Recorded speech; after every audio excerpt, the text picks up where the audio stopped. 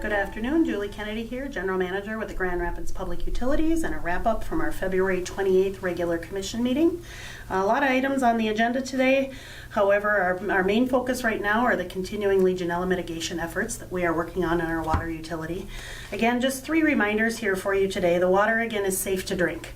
It's when aerosolized droplets are inhaled that Legionella bacteria becomes an issue. And so please know that you are assured that the water is safe to drink and there is no need for bottled water with respect to the Legionnaires at this point. The second is our website. Please go to our website. You can get there with www.grpuc.org or navigate to the City of Grand Rapids website, and there is a link right up at the top that talks about Legionella mitigation. We've got an abundance of links on there from the CDC to the Minnesota Department of Health, as well as all of our communication we have put out to date. As we get information, our testing analyses, our flushing plans, all of that will be on the website. Everything that we've got, we are pushing out through the website as well as customer letters. So please go there. It talks about the things that we are doing, are continuing to do. It also gives recommendations on things that you can do to help at home.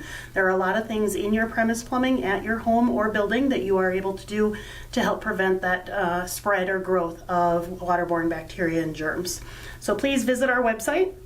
And lastly, we held the community workshop on Friday, March 1st up at the arena with the Department of Health experts and the Corona environmental experts here with us to discuss our mitigation efforts with respect to the Legionella and the drinking water. A video of that recording will be placed on our website as it is published. Thank you.